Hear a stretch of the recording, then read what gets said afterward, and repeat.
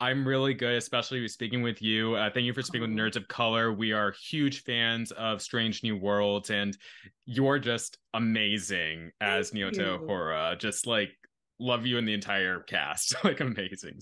Thank you so much. Well, I'm happy to speak with y'all. Thank you. So, FYI, we're talking delving full into spoilers for Lost in Translation. So, but first I just want to ask you, what has it been like in general to play a character that's so iconic, stepping into the shoes of the late great Nichelle Nichols while still very successfully making Nyota Uhura your own? Thank you. I would say it's definitely been an incredibly cerebral act. I often find myself really spending a lot of time thinking about where she is, what she's been through up to this point, and who she's becoming. I think one of the really exciting parts about reprising a role such as this one, something with so much love and lore and legacy behind her, it is good to have a frame of who she is or who she's going to grow into. And so it's been wonderful. I mean, the Trekkies have been so incredibly supportive, and my Trekkie family loves it. I come from a community of Trekkies, and so they're super fans. But yeah, it's been wonderfully cerebral, but also incredibly freeing to bring my own bits to it, to sort of make her more my own. I find that with a character that's so like globally beloved, it's hard to find bits and pieces that are mine, but I've found them, and I'm really happy and excited to share them as the seasons go on. And we can't wait to see more of it. So I really loved the horror and psychology vibes of this episode. Yeah. So were you excited to get into this sort of genre when you first got the script? Yes, I was. At first, I was super intimidated, just because of the nature of horror and what that means, for me as someone who comes with a musical theater background. I don't have a lot of training specifically in that genre, but our director for that episode, Dan Liu, who is so wonderful. He does a lot of horror based stuff, a lot of not to get too on the nose, but a lot of zombie horror stuff he's familiar with. And so I felt incredibly capable and understood hands. And so whenever I found myself just really in a lost place, he was always there to shepherd me and to let me know, like, this is what we're going for, this is less of what we're going for. And me, because of so much of what that episode deals with psychologically when it comes to grief and trauma, and how the mourning process, if you don't address it head on, it can almost hold you back. And that sort of conversation was something that was very necessary for Celia to hear, just because of my own personal gobbledygook. But yeah, it was incredibly intimidating, but I was so uplifted and supported, and it made it really easy for me to go to those really dark and really just honest, emotionally vulnerable places. Yeah, I have friends who are huge fans of horror, and they've often said that it allows them to process these like deep feelings and grief. So you felt like it was the same for you? Yeah, totally. I found myself like straight down to the dialogue. I mean, our writers team are so incredible, but direct quotes of like things that I've only thought when it comes to like, how do I go on when I'm still carrying the weight of the people I've lost? Like, how do I continue? That question, like when I first saw it on the script, I was like, oh, this is, we're doing it. Okay. And that was something that I needed more than I understood at the time. But now that I'm sort of on the other side of that filming process for that episode, I realize how like cathartic and almost therapeutic shooting that episode was. It was tough for me, but it ended up working out. I hope. But yeah, when I think back to it, I sort of get not lost in it, but almost like I feel myself getting transported back to that space. And it was overwhelming, but also so freeing. It was a lot of dualities and opposite sides of similar coins, but man, it was a marathon, and I felt very, very full at the end of it, but also quite depleted, because I feel like that was a performance where I sort of just let it all out and let the editors and the producers decide what they want to keep and what they don't.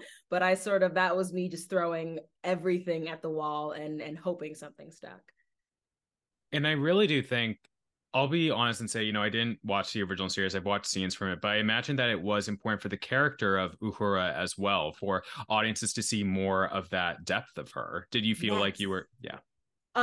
Yeah, I would say so much of what made Uhura popular in the 60s, or before I got my hands on it, um, was her lightness, her ability to always be smiling, and even in the work of it, she found some joy, even in moments where she feels very high stress, and she knows her crew is depending on her. In the original series, even, like, her attitude, her, excuse me, her grace, her gravitas, her regality, her just like her ability to float and glide through even the most like treacherous and life-threatening of circumstances. Nichelle Nichols Uhura had a way of just like making it look easy and effortless and beautiful and graceful, as dancers do.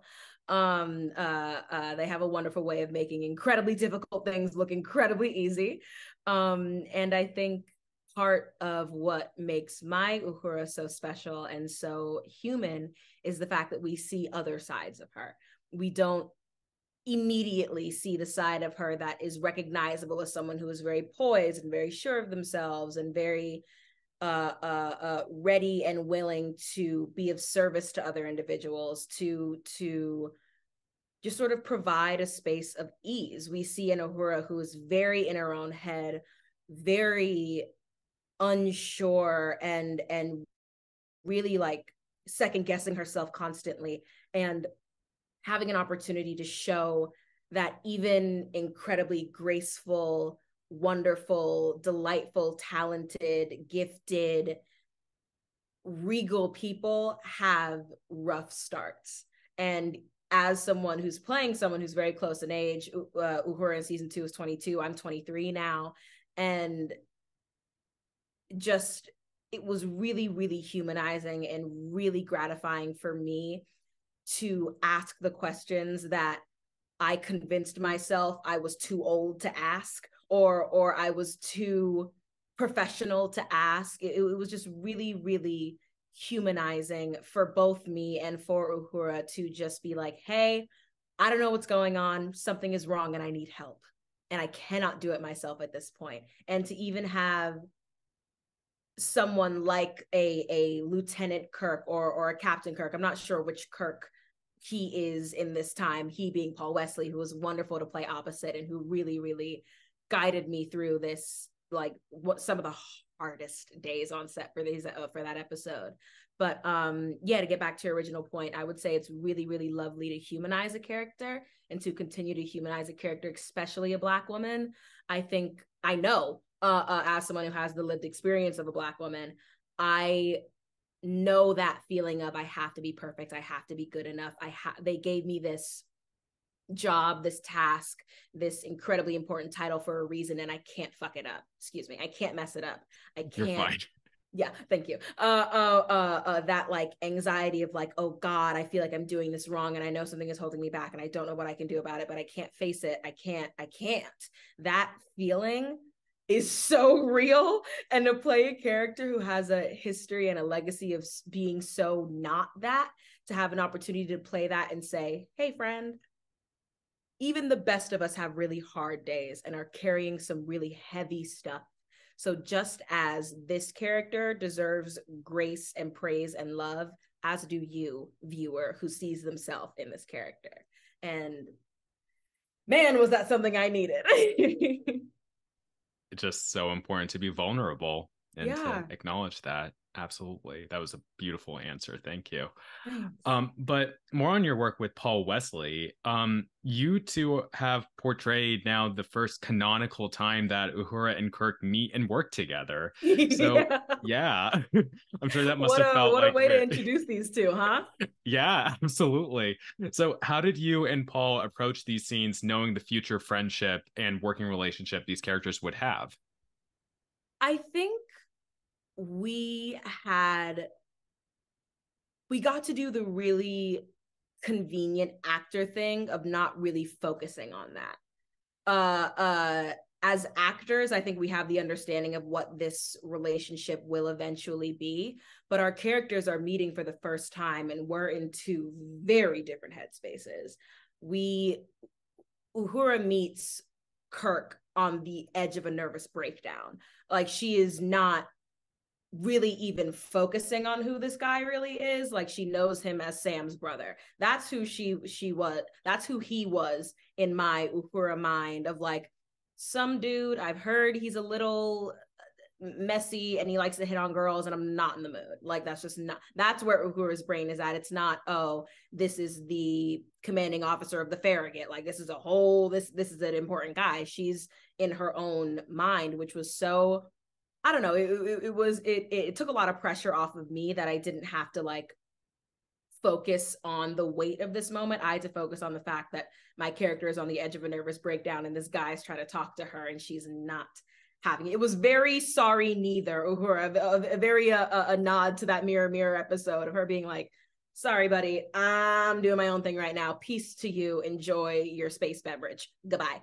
And yeah, so I think part of what we really wanted to do was just really cradle this young girl who is going through it. She is facing unprecedented levels of pressure and stress and has been given a command, not a commanding role, but the role of a superior officer. She has people who are who answer to her. She has people who look up to her and who she has to watch over and command over.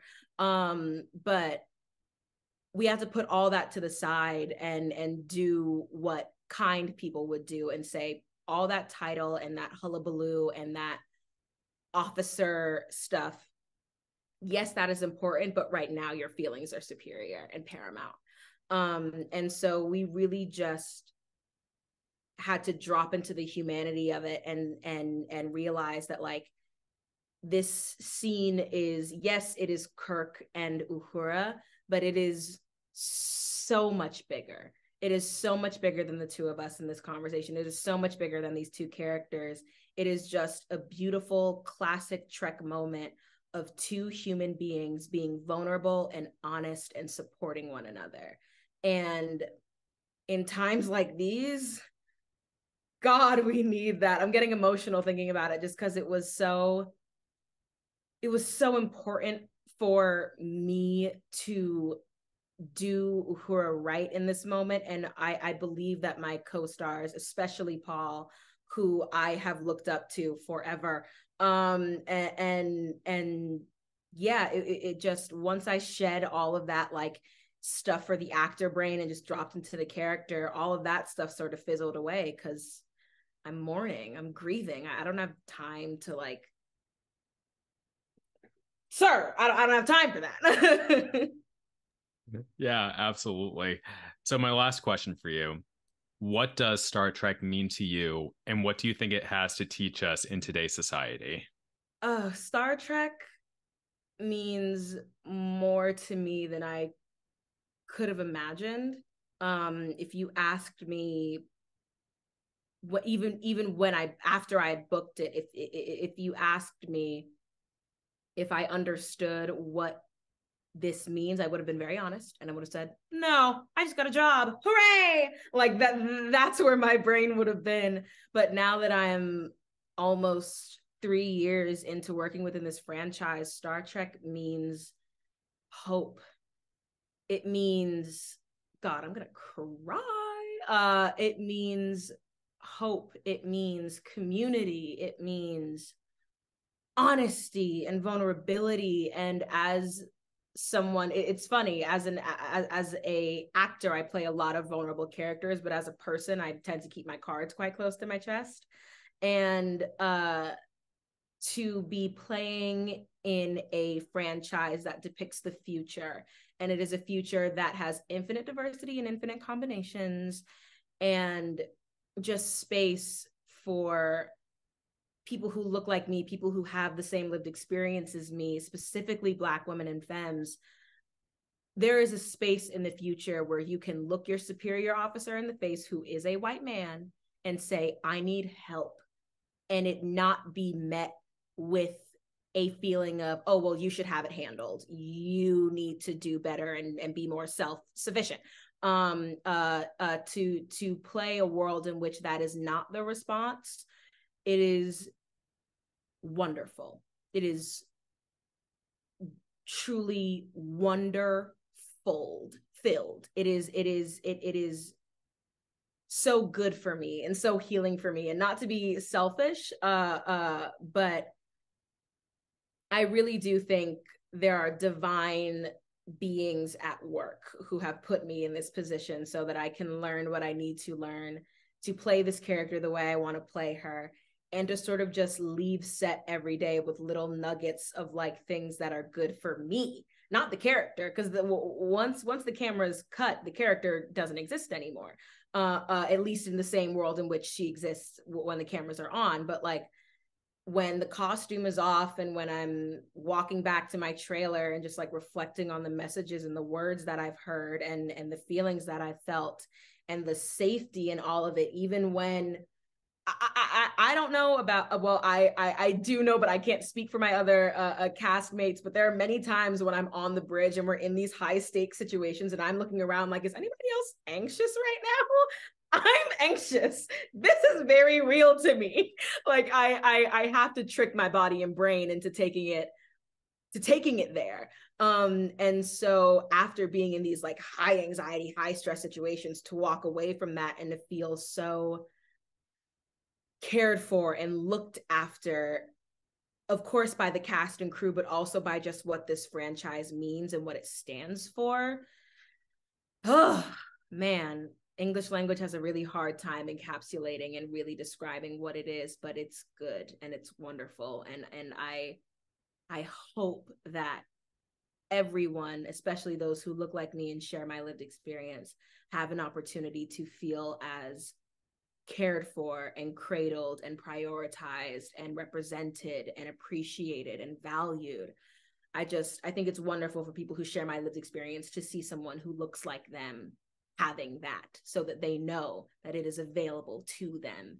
Maybe not right now, but it will be, as long as we continue to stand and fight and strive and grow towards what is right and equitable and fair. And that is all things Star Trek. And so yeah, it's great. It's pretty great. Inshallah, we have that future. Celia Rose Gooding, this was an honor. Love speaking with you so much. Again, love the show. Fantastic job in this episode. And yeah, thank you for speaking with us today. And the last thing I say is live long and prosper. Live long Take care. And prosper. Thank you so much. Lectures, fanboys, professional artists, and professors. Maybe a nerd who's just like you, talking about the things that you like too. So I invite you to the NOC.